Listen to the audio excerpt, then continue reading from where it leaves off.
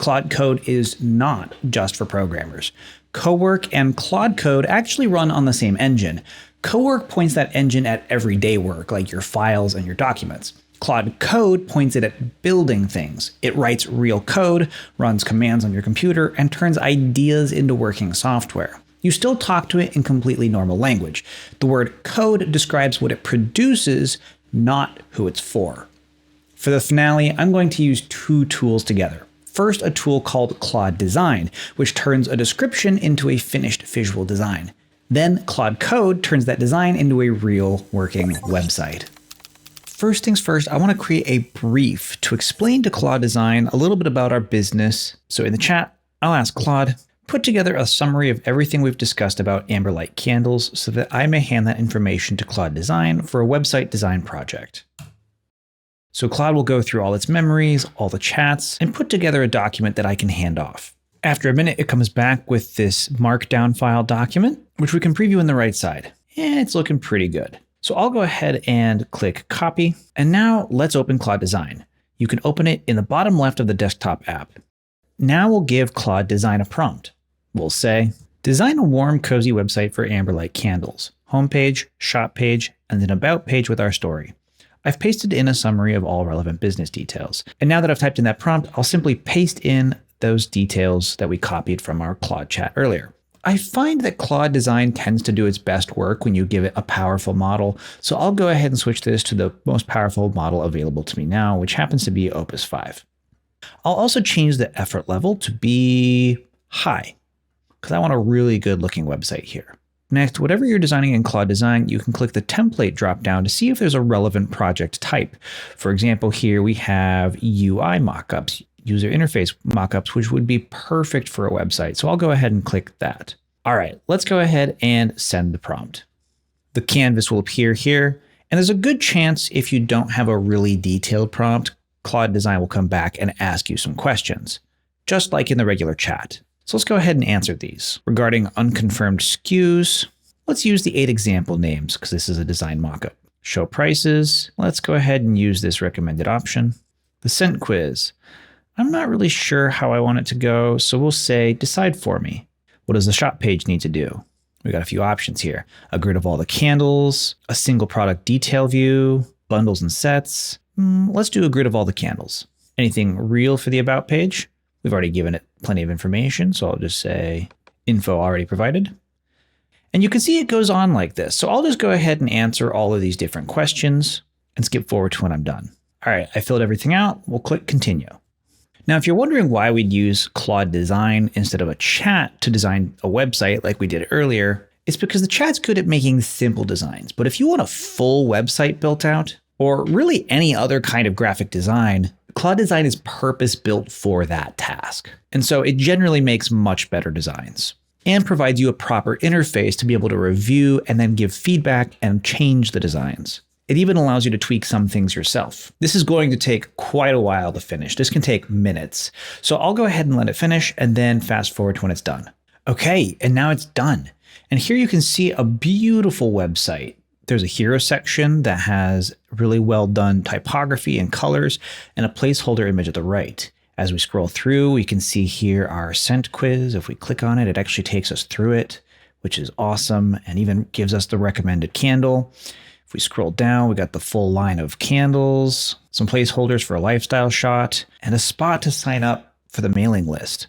This is great. Also, it might open a little tweaks dialog right away when you first load the site. And here it gives you options to change some things yourself. So like, for example, here I have the offer bar at top, which I can turn off and on to see how that looks. The quiz placement, we can either have it featured or hidden. And then same thing with the prices. We can turn the prices off for the candles if we don't want to display them. This is looking pretty good so far. And just like you can chat with Claude in the regular chat to make modifications to something, you can do the same thing here in Claude Design. So since it put a bunch of placeholders in here for images, let's give it some actual images to use to build out our design. In the bottom left, I will click the plus button, attach file, and then in my photos folder here, I'll grab all these photos which are labeled, open, and say, swap out the placeholders with these real images. And after a few minutes, the photos have been added in where the placeholders were.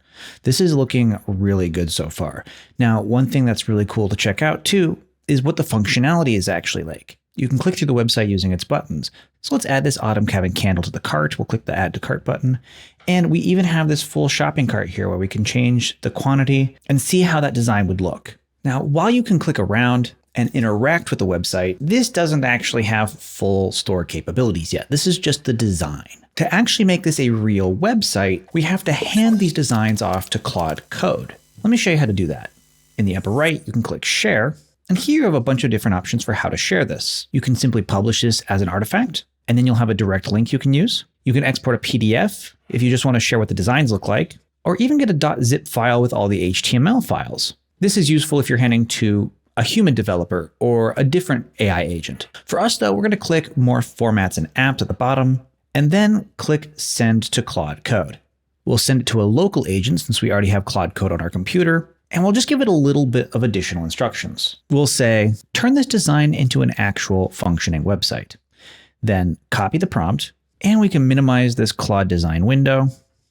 And then on the Claude desktop app, switch from Home at the upper left to Code. Now here you're going to want to create a folder for your project to be built in. So let's go ahead and click Select Folder. I'll put it in my documents and create a new folder called Amberlight Website. Then open. Then we'll tell Claude Code it can trust this workspace, the workspace just being the folder that we created. And then we'll paste in the prompt to the chat here. Notice in the prompt, it points Claude Code where to find the designs that were created. It gives additional information about the various files that are included, and then includes our custom instructions at the bottom. Now, before we submit this, let's make sure that we're happy with our permission and model settings. On the bottom left, there's a slightly different set of permission options. In Claude Code, you have Manual, which is where it always asks before making changes. Accept Edits, where it'll accept file edits, but will ask for permissions for other things. Plan, where it'll give you a full detailed plan before implementing anything, and then it'll act on that. Or Auto, where it'll decide if something's safe to do on its own, or if it needs to ask you first. When I'm using Claude Code, I tend to spend most of my time on Auto. So I'll go ahead and click that and then enable auto mode. However, for your first time using Claude Code, I do recommend setting it to one of the more restrictive options so you can build trust with how the system works. This is especially true if you're having it modify anything on your system. But for a simple website, I have confidence that it's not going to break anything, so we'll just let it run. Next, again, I want to use a really intelligent model to put this website together. So I'll go ahead and change from Sonnet to the best model available to me, Opus 5. Effort level set to high is just fine for this particular project. If you wanted to include anything else, you could click the plus button here and add files, photos, or even entire folders. But again, this is just fine. So we'll go ahead and submit this prompt and let Claude Code build. Your computer may ask for some additional permissions. We'll go ahead and allow it to access the documents folder, and then it gets to work. Like Claude Design and most of the other chats we've had, with bigger projects like this, where it's putting together an entire website, these prompts can take a while to get a result back. So I'll go ahead and fast forward to when it's done. Okay, so this took about 20 minutes, which is not unreasonable considering how big of a build this was. And it looks like the site was built pretty well, but the images didn't come through. That's an easy problem to solve since I already have all the images. So what we'll do here is simply click plus, add files or photos, and then grab all the photos. Now, one other thing that the message from Claude Code here is saying, aside from the photography not coming through, is that the email service isn't wired up. That's an easy problem to fix because we already connected OmniSend earlier. So we can simply type a message here saying, use these photos and wire up our email service using the connected OmniSend MCP. All right, let's go ahead and submit that.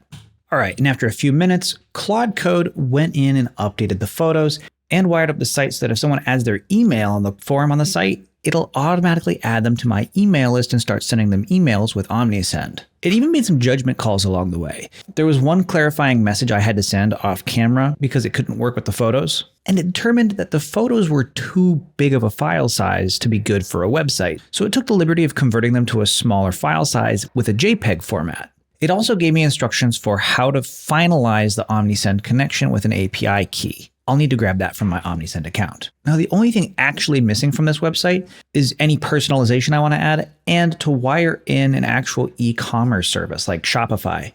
But even though it's not totally complete, right now what we've got is a real working website designed and built from plain language, working locally on this computer. And if you want to put a website like this live on the internet with a real domain, I made a full video on exactly how to do that. It's called How to Deploy a Claude AI Website the Right Way, and it's linked in the description.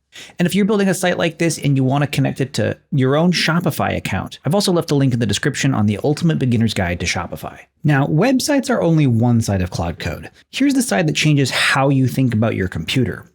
Claude Code doesn't just do work for you. It can build you a tool that keeps doing the work forever. Earlier in this video, Claude organized my receipts once. Now watch it build a machine. Let's start a new chat. And we'll select the folder we want it to work in. Here I'll select the inventory folder because I'm going to have it create labels from items in my inventory. Now let's give it the prompt. Build me a small tool that reads inventory.xlsx and creates a print-ready PDF sheet of product labels. One label per candle with the name, the scent, and hand-poured soy wax in our warm amber brand style like the label on the candle in the attached example image. Make it something I can run again with one click whenever I add new products. Put the icon to start the app on my desktop. All right, and we'll set the permissions to auto mode, enable auto mode, and then let's attach the relevant files. First, I'll grab a relevant photo, and also let's attach the inventory spreadsheet. All right, and we'll run the prompt. Just like these other big tasks, this will take a while, so I'll fast forward and meet you when it's done. And here Claude finished the project. It says double-click Make Candle Labels on your desktop. So let's go check out the desktop. There it is, Make Candle Labels, and we even have a little candle icon there for our little mini app. Let's go ahead and run it. Now we have labels for all the candles in our inventory. But here's the part I want you to see. Claude isn't doing this job anymore. It's built a tool, and the tool is mine now. Watch this. If I open up the spreadsheet, and let's say I change something, like let's change the name of this second product to Dusk Sea Salt. Just rearrange the name there a little bit. And then add another product at the end here called Cozy Kitchen. And the scent is chocolate and cinnamon. Let's say it costs 5 to make, 30. We have 10 of them. And we can calculate the profit margin here. If we drag this formula down, there we go. I'm in numbers here, so if I want to save it as an Excel sheet, I have to do an export. So we'll do export to Excel. There it is. We'll save, and we'll override the original inventory file. We'll close that out. We don't need the pages file. Now, if I just do a quick preview of the inventory, you can see that the new changes are there, Dusk Sea Salt and Cozy Kitchen. Let's run the app again. Go to the desktop, make candle labels. Voila, we have Dusk Sea Salt, and we have our new product at the bottom, Cozy Kitchen. I added a product and ran it myself. I didn't need a conversation with Claude. There was no waiting, no usage limits, just code running on my computer. That's the top of the ladder. Claude stops being the worker and starts building the machines. You can build a tool like this for anything in your life. And you can also point Claude code at the computer itself, like finding out why your laptop runs slow or backing up your photos every night. And when you're ready to go even deeper, Claude Code can run several sessions at the same time, working on different parts of a project in parallel. Now, I won't pretend you can master this in an afternoon. This is the most advanced level, and it takes some practice. But it runs on the exact same skill you've been building this entire video. You give context, you give a task, and you refine the result. If you can do level 1, you can grow into level 6. The only difference is how big the results get.